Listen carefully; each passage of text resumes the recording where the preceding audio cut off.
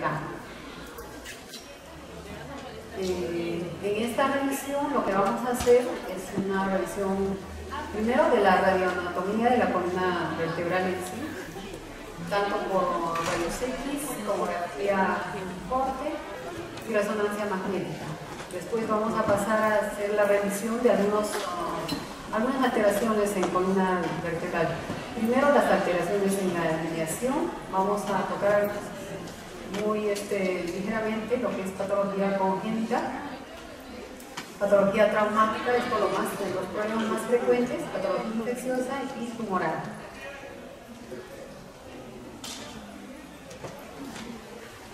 Bueno, la columna vertebral todos saben que está compuesta por 33 vértebras, de ellas 24 son móviles y las últimas sacrocoxilias no móviles. Anatómicamente se tienen 7 vértebras cervicales, 12 torácicas, 5 lumbares, 5 sacras y 4 coxígeas. Las vértebras, conforme descienden desde la región cervical a distal, se van haciendo cada vez más grandes, y eso por el peso que tienen que soportar. Y luego disminuyen desde la región sacra a coxígea. En sentido sagital y condiciones normales, la columna presenta una sucesión de curvas armoniosas, ¿no?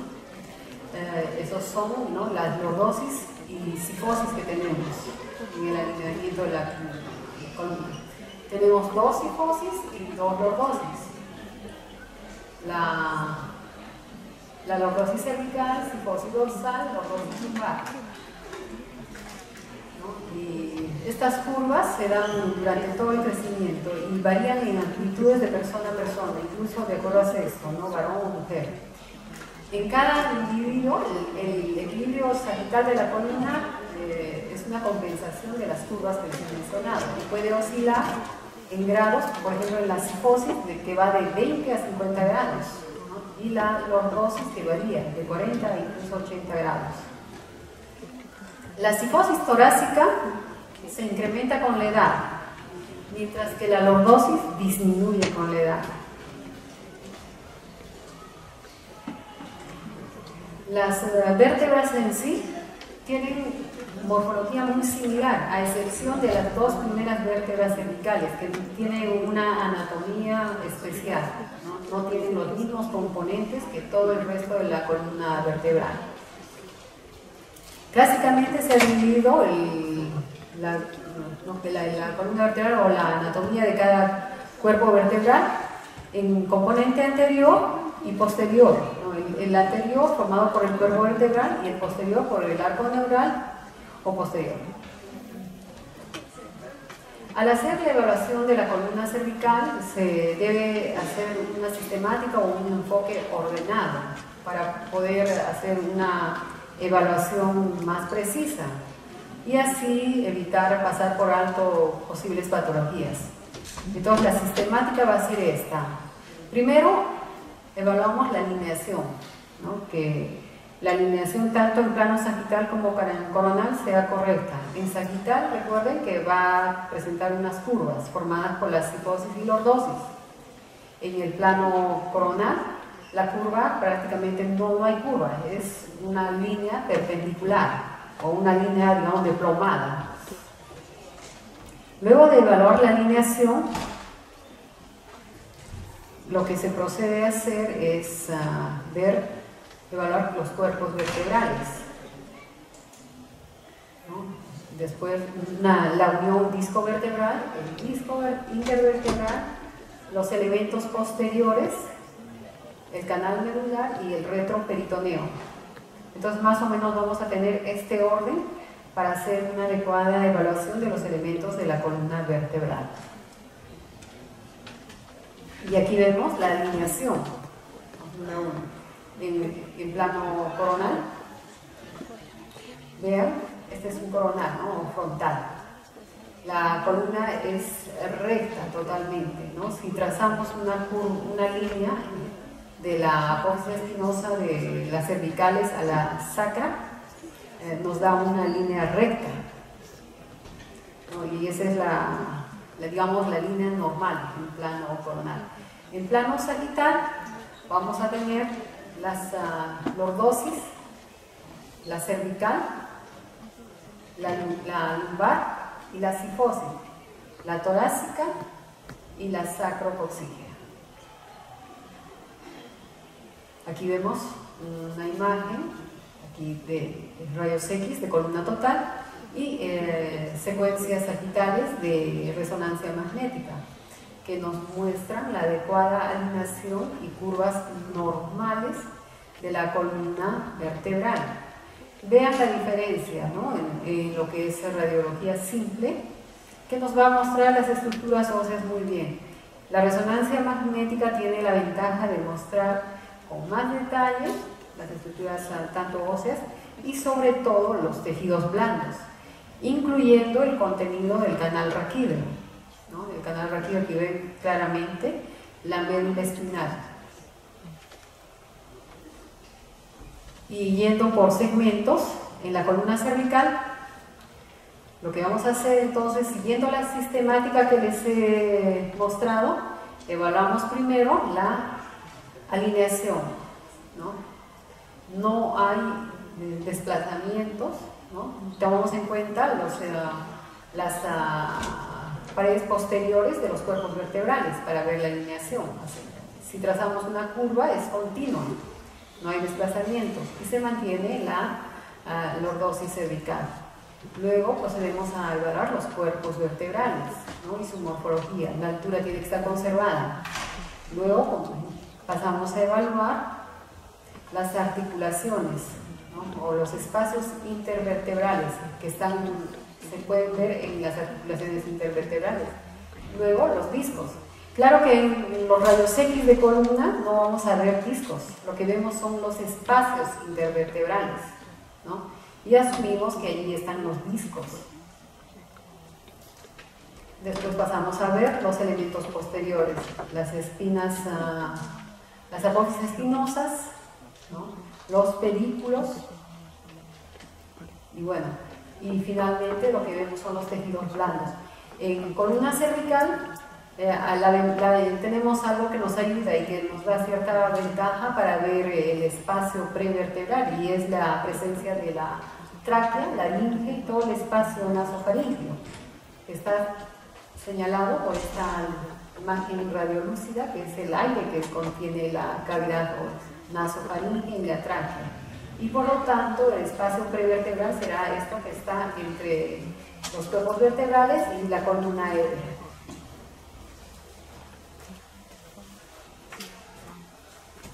Ya en resonancia magnética, con mucho mayor detalle, ahora sí podemos ver discos intervertebrales, podemos ver incluso los ligamentos, acá el ligamento longitudinal anterior, el posterior, canal raquídeo, médula espinal, líquido cefalorraquídeo, ¿no? Lo mismo en la región lumbar. Entonces, siempre la sistemática es la misma, tanto en radiología, tomografía y resonancia magnética. Vamos a seguir la misma secuencia, ¿no? Claro, con las diferencias que cada método nos ofrece. Y aquí tienen las líneas, ¿no? Y los espacios que más o menos nos limitan. La columna, en la evaluación de la columna en general, el espacio anterior, el medio y el posterior. Esta es una reconstrucción sagital de tomografía computada en columna cervical, en la que vemos con más detalle los cuerpos vertebrales, su composición, no hay fracturas, ¿no? Las plataformas, los espacios intervertebrales y por lo tanto, bueno, discos. Los discos se pueden visualizar sutilmente en tomografía, aunque no con la precisión de la resonancia magnética. Y aquí vean el espacio prevertebral. Esta es la columna aérea de la región nasofaríngea y la tráquea. Y el espacio prevertebral, que muchas veces se va a alterar en caso, por ejemplo, de patología inflamatoria, infecciosa, si se produce, digamos, un absceso asociado a algún proceso infeccioso de columna, se va a observar un mayor volumen, o una alguna alteración de esta columna aérea. En columna cervical tenemos las incidencias básicas que hemos visto inicialmente, la frontal y lateral. Podemos hacer incidencias adicionales para otros fines. Por ejemplo, en el estudio de listesis o desplazamiento hacemos incidencias oblicuas. En estas vemos con más detalle los espacios interarticulares, los agujeros de conjunción. Y estas otras dos imágenes, la primera es un estudio en hiperflexión y la segunda en hiperextensión. Esto se llama estudio dinámico.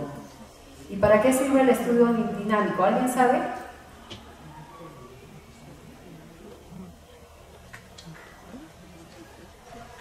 Si alguien sabe, le doy una pregunta del examen. Bueno, el estudio dinámico básicamente es para evaluar la estabilidad de la columna vertebral, ¿no? Es lo que el fin de estos estudios dinámicos es entonces ver la estabilidad, sobre todo en pacientes que presenten cierto grado de listesis, ¿no? En estudios de listesis hacemos estos estudios forzando la extensión y flexión y podemos ver los desplazamientos y estabilidad de la columna. Otra incidencia adicional para el estudio de columna cervical es la incidencia con boca abierta, ¿no? Y sirve básicamente para ver las dos primeras vértebras cervicales, ¿no? C1, C2. Aquí vemos C2 y la apófisis odontoides. Puesto que una radiografía normal, recuerden que estas vértebras no se visualizan, ¿no? Se visualizan, digamos, parcialmente, pero no con el detalle que vemos en esta incidencia con boca abierta. Entonces, nuevamente volvemos a la evaluación de columna. Lo que vamos a ver son los cuerpos vertebrales, pedículos, espacios intervertebrales, apófisis espinosas. Y aquí tenemos una reconstrucción 3D de la columna lumbar, con lo que les estoy señalando, los espacios. En los cortes tomográficos, esta es una tomografía computada con corte axial y reconstrucción sagital, ¿no?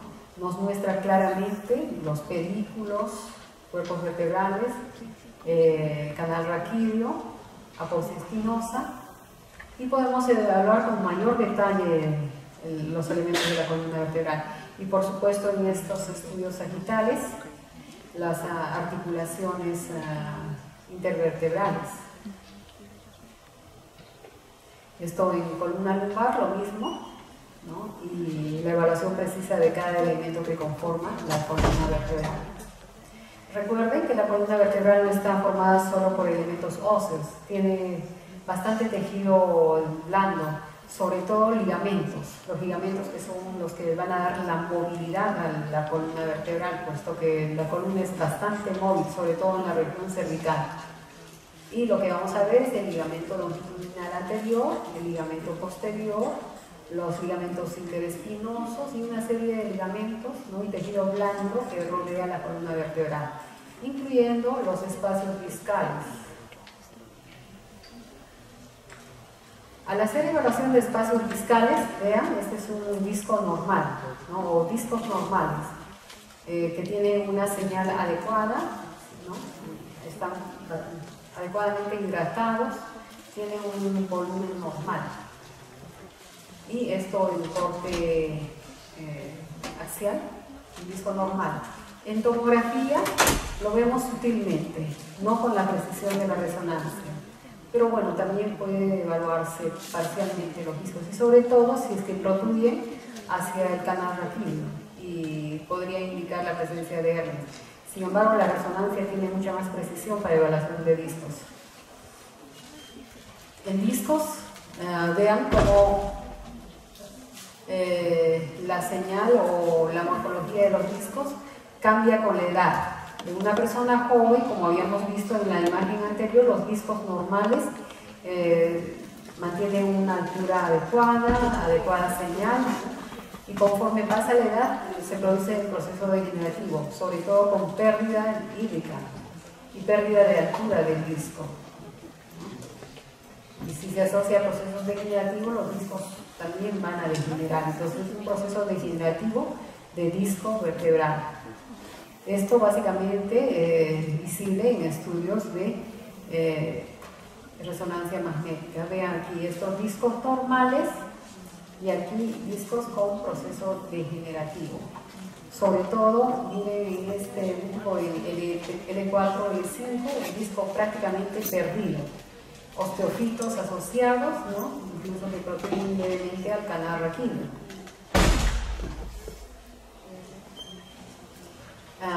Las articulaciones intervertebrales en las regiones cervicales van a ser de trayecto oblicuo y deben guardar esta distancia y característica.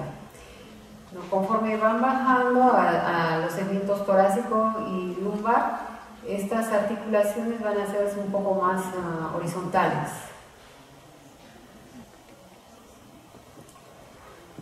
En columna lumbar y en la incidencia oblicua existe un signo clásico que nos va a ayudar a ver sobre todo los signos de listesis. Evalúa las articulaciones intervertebrales y se llama el signo del perrito escocés. El perrito escocés o perrito de la Chapelle, ¿no? Que más o menos va a representar la imagen de un perrito. Aquí ven. Y va a estar caracterizada por los discos o la articulación intervertebral. Cuando este perrito de la Chapelle está alterado, ¿no? Lo que más probablemente esté asociado patológicamente va a ser la listesis, ¿no? Cuadros de espondilolistesis. Entonces, este es un signo clásico para ver espondilolistesis. Esas articulaciones, vistas en resonancia magnética, están caracterizadas por una imagen, ¿no? La articulación y un espacio. Dentro de las alteraciones de alineación, ¿no? Vamos a comenzar en alteración. Hemos visto una evaluación sistemática y rápida de columna normal. Ahora vamos a ver alteraciones de alineación. Y lo más común es ver listesis, ¿no? Que va a ser la pérdida de la alineación. Va a haber tres posibilidades: ver anterolistesis, retrolistesis o laterolistesis. Para saber cómo decir si es antero, retro o látero, lo que se usa como referencia es el desplazamiento de la vértebra superior sobre la inferior. Las listesis se gradúan en grados, del 1 al 4, y cada una corresponde a un desplazamiento que oscila en un intervalo de 0 a 25%, es decir, el grado 1 es menor de 25%. Grado 2, entre 25 y 50%. El grado 3, entre 50 y 75%. Y el grado 4, mayor de 75%. Esta es una anterolistesis clásica, vean. Se ha perdido la alineación de la columna lumbar. L4 está desplazada hacia adelante, entonces una anterolistesis, porque L5 se mantiene en su lugar. Entonces esta va a ser una anterolistesis, y si vemos esa graduación que les había explicado, es una anterolistesis grado 1. Para que recuerden los grados, este es un gráfico, ¿no? Más o menos dividimos la vértebra de anterior a posterior en 4. Cada una representa 25% de desplazamiento. Grado 1 aproximadamente será esto, 2, 3, 4. ¿No? Vean aquí, en la primera imagen, sería una retrolistesis de L2, ¿no? Y sería una retrolistesis grado 1. En la segunda imagen se ve una anterolistesis de L4 en grado 1. Hay un desplazamiento leve de L4 hacia adelante. Y este es un estudio dinámico. Este es en incidencia lateral. y esta es una hiperextensión, ¿no? Y el desplazamiento se manifiesta un poco más, entonces hay más desplazamiento en eso. Hemos visto las listesis. Ahora vamos a ver otra alteración en la alineación, pero esto sería en el plano coronal y va a ser la escoliosis, que muchos de ustedes ya conocen. La escoliosis es la pérdida de la alineación en plano coronal con un ángulo de Cobb mayor al 10%. En un momento les voy a explicar cómo se mide el ángulo o cómo se determina el ángulo de Cobb. Si el ángulo de Cobb es menor del 10%, se considera que se trata de una asimetría vertebral, no de una escoliosis. Y mientras tanto, para el diagnóstico de escoliosis, el examen de elección es la radiografía simple, ¿no? Una radiografía simple en frontal con el paciente sin zapatos de pie, no paciente echado ni en otra posición, tiene que ser paciente de pie y sin zapatos, bien parado. ¿Cuándo usamos tomografía y resonancia en el estudio de escoliosis? Solo para determinar, digamos, ampliar los estudios de escoliosis y sobre todo si estos son casos complejos, ¿no? Y ver si se asocian a algún tipo de patología congénita o patología más compleja. Vean, una escoliosis. Si ustedes trazan una línea de las apófisis espinosas cervicales a las apófisis sacras, la línea no va a pasar por todas las apófisis espinosas, puesto que de hacer esto, la línea debería pasar por todas las apófisis espinosas, y en este caso, no. Recuerden que la escoliosis no se diagnostica en estudios hechos en lateral o sagital, puesto que en sagital no vamos a hacer el diagnóstico, hasta lo podemos pasar por alto. Entonces observen aquí, ¿no? La escoliosis y si ustedes trazan una línea por encima de las crestas ilíacas, ¿no? La línea no va a ser tan horizontal, a veces está asociada a patología de columna, o de cadera. Y aquí para que vean el ángulo de Cobb. ¿En qué consiste el ángulo de Cobb? Lo que vamos a hacer es determinar la curva, ¿no? La desalineación de la columna vertebral y ver dónde está la mayor curva, más o menos de dónde a dónde se produce esta curva. Y vamos a trazar unas líneas perpendiculares que pasan por encima de las plataformas vertebrales, ¿no? Y estas van a hacer una conjunción. En un punto se van a encontrar y van a formar un ángulo. Este va a ser el método directo de encontrar el ángulo de Cobb. Existe un método indirecto, ¿no? Que es trazar la línea sobre las plataformas vertebrales, ¿no? Si no terminamos hasta este ángulo, podemos trazar hasta aquí y hasta aquí. Y lo que hacemos es trazar unas líneas perpendiculares a las líneas anteriores y donde confluyen se mide el ángulo, que va a ser el mismo que el ángulo de Cobb. Entonces se puede obtener por método directo e indirecto. Y recuerden que el ángulo mayor a 10 grados indica escoliosis. Entonces, a simple vista, recuerden que si trazamos una línea como si fuera una plomada, ¿no?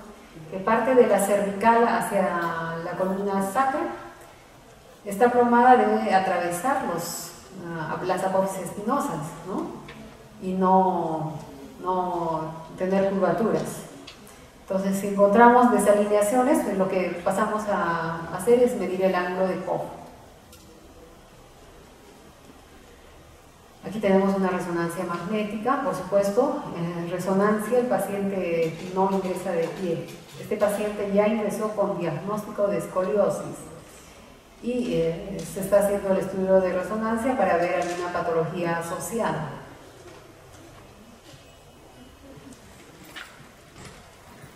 Ahora vamos a ver la patología congénita de la columna vertebral. Aquí básicamente vamos a hablar de vértebras transitorias, ¿no? Sacralización y lumbarización de vértebras, las megaapófisis transversas, espina bífida oculta, la sinostosis y la hemivértebra. La sacralización y lumbarización, ¿no? Vean aquí, esta es la vértebra, o la vértebra D12, puesto que están las costillas acá. D12, L1, L2, L3, L4. ¿Y qué pasó con L5? ¿No? L5 o no existe, o en este caso está sacralizada. L5 está fusionada al sacro. Se trata de una sacralización de L5. ¿No? Y en este caso, igual, contamos. Esta es la última costilla, entonces será D12. Ahora L1, L2, L3, L4. Estábamos L5 y L6. ¿Tiene 6 lumbares? No. Lo que ha pasado es que se ha producido una lumbarización de S1. En realidad estos hallazgos son bastante frecuentes y muchas veces los pacientes no se enteran que tienen estas, hasta podríamos llamarles variantes, ¿no? Variantes, pero están dentro de patología congénita. Aquí vemos otra radiografía. Aquí está L4, L5, es una lumbarización de la vértebra sacra. Y aquí en resonancia también marcado L4, L5 y S1, lumbarizada, ¿no? A veces esto lleva a confusión, puesto que en resonancia, sobre todo, como los estudios se hacen por zonas muy precisas, puede informarse la S1 como L5. Hay que tener cuidado de encontrar estas patologías. Otra patología es la megaposis transversa. Vean aquí en la primera imagen, en el lado derecho, esta apófisis transversa. Viene por aquí y llega hasta sacro. A diferencia de estas apófisis transversas, ¿no? Que son pequeñas, ¿no? En la siguiente imagen, la megaposis transversa es del lado izquierdo. Y estos son hallazgos casuales incluso, que muchas veces no se acompañan a ningún cuadro clínico. Otra megaposis transversa, aquí se ve un poco más claro, todo un alerón. No es una apófisis, sino es un alerón que se une al sacro. La espina bífida oculta también puede ser un hallazgo casual, que es una patología congénita y que si en época embriológica es aguda puede estar asociado a meningocelia o mielomenigocelia. En la primera imagen vemos una espina bífida oculta que compromete solamente la primera sacra, ¿no? Vean aquí esta apófisis espinosa fusionada. En cambio, en S1 la apófisis espinosa está separada, no ha fusionado. En la segunda imagen, ¿no? Vean, no hay apófisis espinosa. Es una espina bífida que compromete las primeras vértebras sacras. Y algunos de ellos se asocian a algunos hallazgos en la zona sacra, ¿no? Como es un hoyuelo y tal vez crecimiento de vellos. Ahora, la sinostosis o bloques congénitos. En este caso, vemos, están señalados en las flechas, ¿no? bloques congénitos, que es la fusión de vértebras.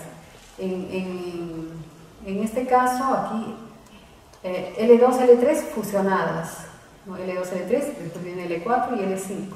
No es que sea una vértebra grande, sino es una fusión. ¿Y cómo nos damos cuenta de que es una fusión? Porque vean, hay dos apófisis espinosas. Si vemos en la posterior, dos apófisis espinosas.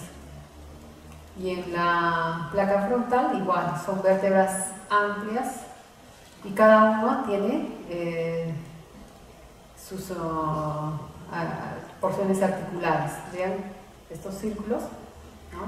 Las regiones articulares doble, entonces son sinostosis o bloques congénitos. La hemivértebra, que es una causa de escoliosis. Cuando vemos escoliosis, inmediatamente pasamos a ver si hay hemivértebra, puesto que es una patología congénita bastante asociada a escoliosis. En este caso, a nivel de la vértebra sacra, aquí vemos una hemivértebra en el lado izquierdo, ¿no? ¿Qué es la hemivértebra? Se ha desarrollado solo la mitad de una vértebra, en este caso hacia el lado izquierdo, y en el lado derecho no hay vértebra, ¿no? Y por lo tanto está produciendo una escoliosis. En la segunda imagen, donde está este asterisco, igual hay una hemivértebra hacia el lado derecho y que está condicionando una escoliosis. Entonces, cada vez que vemos escoliosis, pasamos a buscar hemivértebra. Esta es una resonancia magnética en la que el círculo está encerrada una hemivértebra en la región lumbar, ¿no? Y este es un desarrollo incompleto del cuerpo vertebral, solo se ha desarrollado el lado derecho y por lo tanto está condicionando una escoliosis.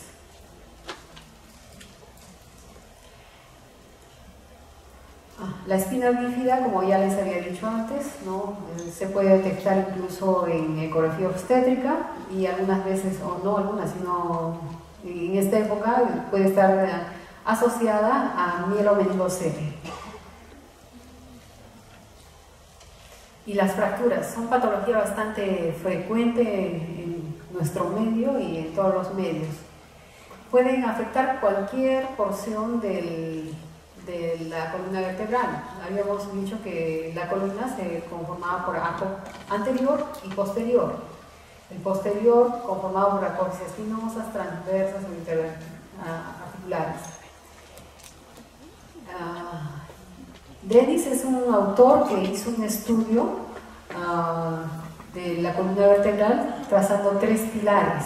Esto con fin de clasificar las lesiones, sobre todo traumáticas o fracturas en los segmentos torácico y lumbar. Y la utilidad de esta clasificación que hizo fue para ver la estabilidad de las fracturas, ¿no? Y cuando se determina estabilidad, conlleva a si el paciente requiere cirugía o no. Menos mal, la mayoría de fracturas de la columna son estables, ¿no? Pero ¿cómo determinamos si es estable o inestable? Cuando una de las columnas estas de Dennis se compromete, se determina que es una fractura estable. Si se comprometen las 3 columnas, o sea, todos los segmentos de la columna, se determina que es una fractura inestable. Y si se comprometen 2 pilares, las fracturas pueden ser de 2 tipos, estables o inestables. Y de acuerdo al mecanismo de fractura, las fracturas pueden ser compresivas, osteoporóticas por estallido, eso, ¿no? Compresión en pacientes mayores, ¿no? Por estallido en pacientes jóvenes. Y la luxofractura, que bueno, eso es un cuadro un poco dramático. Existen diferentes mecanismos de fractura de columna vertebral y lesión espinal, ¿no? Las compresivas, las de distracción y torsión-rotación, que van a producir las luxofracturas. Un poquito aquí para que entiendan esos pilares que les había hablado de Dennis. Son estos. El pilar anterior sería este. Si trazamos una línea de la porción o la pared anterior de los cuerpos vertebrales a la porción media, ¿no? Este espacio va a ser la columna anterior, ¿no? Y el espacio que va entre la porción media y la pared posterior de los cuerpos vertebrales va a ser el pilar medio. El pilar posterior va a estar conformado en lo que está por atrás, hasta las apófisis espinosas. Si los 3 pilares se fracturan, recuerden que se cataloga como fractura inestable. Aquí vemos una fractura compresiva a nivel de L4, ¿no? En un paciente con osteoporosis. Vean que la densidad de los huesos está reticulada, incluso aquí hay otras fracturas compresivas, pero en este caso está comprometido el pilar anterior, ¿no? Entonces una fractura estable, que no va a requerir cirugía. Igual aquí, en la segunda imagen, una fractura compresiva que compromete sobre todo el pilar anterior y parcialmente el posterior, fractura estable. Y aquí vemos otras fracturas, esta en la región lumbar, que compromete tanto el pilar anterior como el pilar medio. Entonces, por el compromiso y el estado de las otras vértebras, es una fractura estable aún, ¿no? Y con estado neurológico estable. Sin embargo, vean en esta secuencia de resonancia magnética del mismo paciente, ha habido cierto desplazamiento de la fractura hacia el canal raquídeo, sin embargo no ha comprometido el estado neurológico. Aquí vemos una fractura por hiperextensión, ¿no? Está con el texto de 11 de 12. Vean cómo el espacio discal está bastante amplio. Y hay cuadro de lesión medular incompleta. Aquí vemos una fractura por compresión, una fractura compresiva del pilar anterior. Es una fractura estable en segmento torácico. Más fracturas compresivas, en este caso, que afectan los dos pilares anteriores y afectando dos cuerpos vertebrales.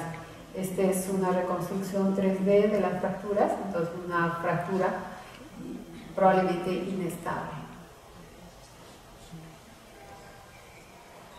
Y en las fracturas por estallido, que se dan sobre todo en gente joven, vean cómo el cuerpo vertebral prácticamente estalla, se presenta varios fragmentos, ¿no? Aquí compromiso de segmento dorsal y lumbar, fracturas por estallido. En este caso, en la región dorsal, ha habido ocupación parcial del canal medular, ¿no? Y ha habido lesión medular incompleta. En radiografía simple, esta es una fractura por estallido, no es compresiva, sino por estallido. Vean cómo los demás cuerpos vertebrales corresponden a una persona joven. Probablemente este paciente ha tenido un accidente de auto o ha caído en una altura regular, entonces ha habido fractura por estallido. Otra fractura por estallido que está comprometiendo sobre todo la plataforma superior en vértebra lumbar y que compromete los dos pilares anteriores, pilar anterior y medio, ¿no? O sea, dos pilares. Y persona joven. Generalmente las fracturas en estallido se asocian a gente joven, a diferencia de las compresivas que son de gente mayor. Esta es una reconstrucción en MIC de fractura por estallido en región dorsal. Y esta es la clásica fractura del cinturón de seguridad, que es por flexión y distracción, ¿no? En este caso, con estado neurológico completo, a pesar de que ha habido cierto desplazamiento hacia el canal medular. Y aquí sí, no necesitamos mucho, incluso con esta radiografía simple, vemos que hay una luxofractura, se ha perdido totalmente la alineación, en este caso pérdida de alineación por causa traumática, ¿no? De la columna lumbar, y tampoco hay que ver mucho, ni requerimos de una resonancia o tomografía para presumir que la lesión medular debe ser completa, entonces este paciente debe estar parapléjico. Aquí vemos una fractura con luxación y con compromiso parcial del canal medular, sin embargo el estado neurológico estaba intacto. Aquí una luxofractura que compromete los tres pilares, ¿no? Anterior, medio y posterior. Vean las fracturas en apófisis espinosas, luxación y el paciente tenía lesión medular completa. Aquí tampoco hay que mirar mucho o pensar mucho para ver que hay una lesión completa, lesión medular completa, y esta es una luxofractura de la región dorsal.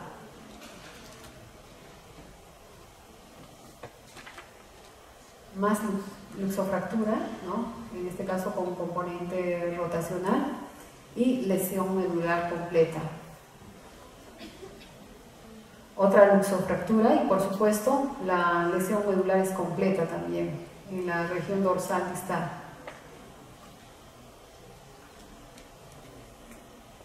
En lo que es patología tumoral benigna, en columna realmente tenemos bastante patología, sin embargo vamos a hablar de dos cosas nada más. Una es la lesión, el hallazgo benigno más frecuente en los estudios casi normales de columna vertebral, que es el hemangioma, ¿no? Usualmente en estudios normales lo más común, a veces como hallazgo ya casi diríamos entre comillas normal, es el hallazgo de hemangiomas, que son los tumores benignos más frecuentes de la columna vertebral. Y lo otro que vamos a mencionar son las metástasis, ¿no? Puesto que ustedes ya han hablado de lesiones óseas en otras clases. Y en este caso, en columna, solo vamos a mencionar que la lesión benigna más frecuente, que prácticamente no produce alteraciones o deformación de los cuerpos vertebrales, sino lo que va a producir es alteración en la densidad. Vean cómo la densidad de este cuerpo vertebral está hipodenso respecto a los demás cuerpos vertebrales, que mantienen una densidad, digamos, normal un poco mayor, ¿no? Y este aspecto trabeculado, se trata de hemangioma. En este caso también otro hemangioma. Entonces recuerden, el hemangioma óseo es el tumor más frecuente en columna vertebral y casi lo consideramos como un hallazgo normal. Muchas veces cuando lo encontramos ya no lo mencionamos porque es bastante frecuente.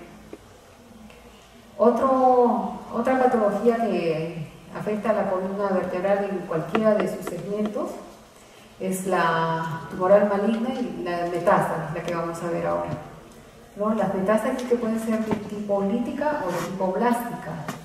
En este caso tenemos lesión mixta, lítica y blástica, que compromete toda la columna, ¿no? En este caso se trató de metástasis, que compromete sacro e incluso parcialmente los huesos ilíacos. Esta es una resonancia magnética en la que se ven varias lesiones, múltiples lesiones que se distribuyen en toda la columna lumbar, y en tomografía se representaron por lesiones escleróticas de borde escleroso. Se trató de metástasis múltiple por cáncer de mama.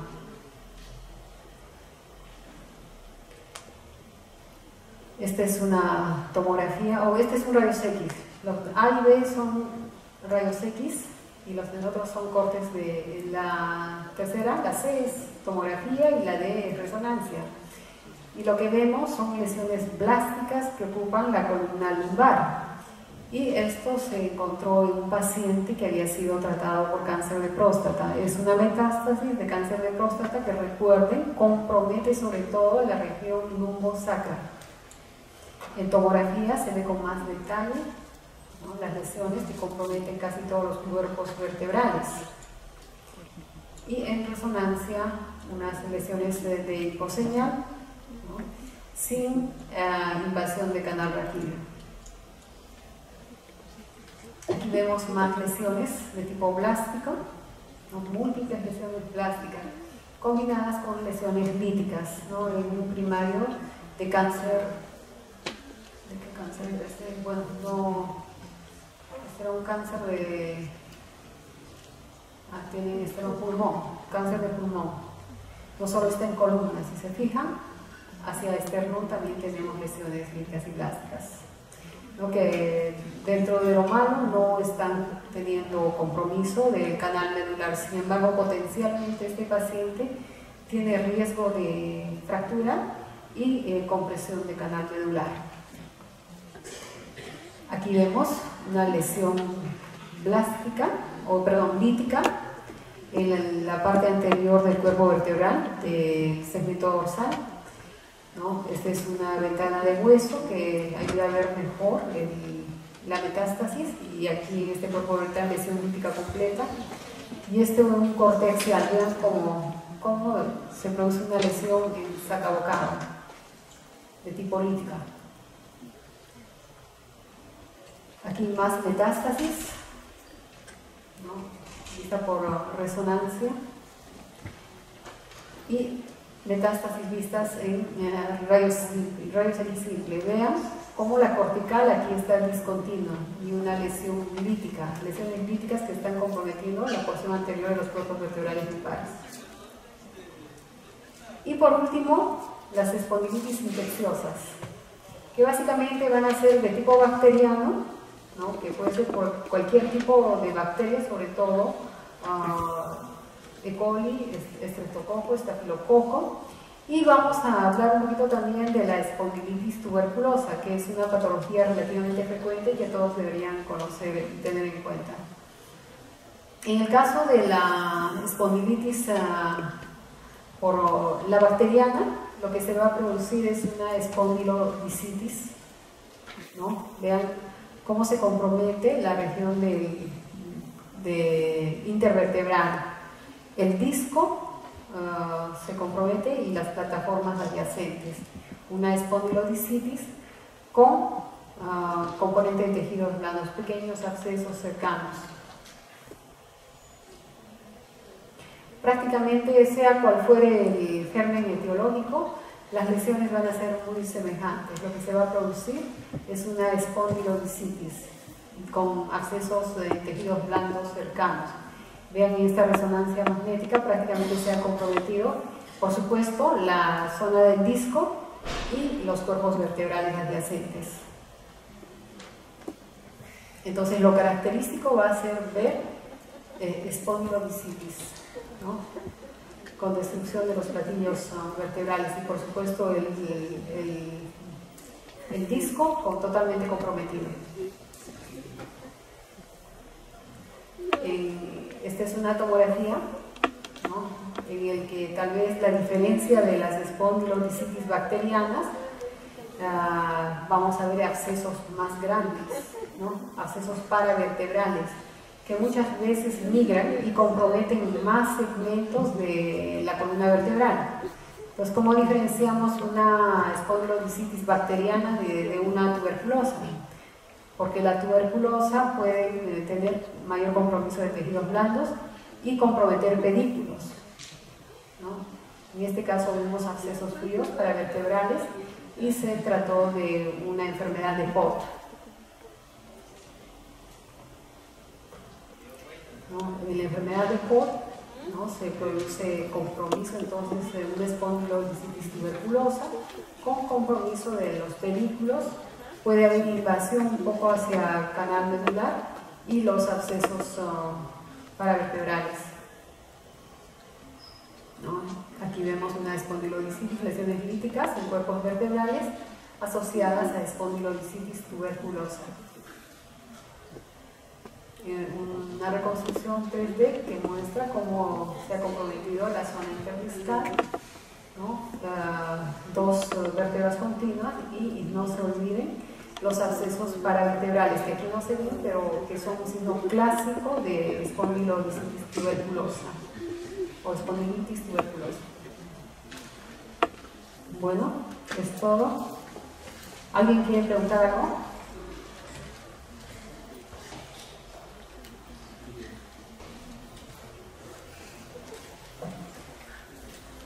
En realidad, en columna era un tema bastante amplio y les he hecho un resumen.